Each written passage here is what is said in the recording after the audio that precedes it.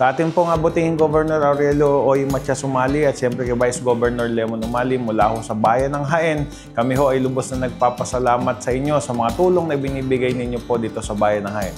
Asahan po ninyo na kami ho ay makikisat patuloy na susuporta sa mga adhikain nyo po, lalo na po sa pang-agrikultura dito po sa ating lalawigan. Sa mahal ng bilihin po ngayon, malaking tulong yung binibigay na bigas ni Governor Umali. Lalo na po sa, hindi lang sa akin, sa buong barangay Nyugan po. Kaya maraming salamat po sa ating mahal na Governor Umali. Isa pong malaking tulong, isang malaking biyaya na ginamit ng Panginoon para bumaba dito sa lupa para makatulong sa mga kababayan natin.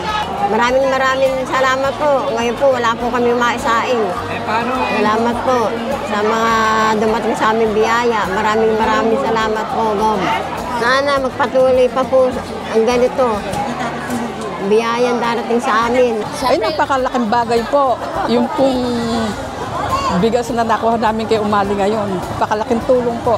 Ay, naku, napakalaking tulong po ni Governor. Gob, maraming salamat sa programang naibigay mo sa amin. Si Gob ang nagtagapagligtas ng nagugutom at saka ng mga magsasaka.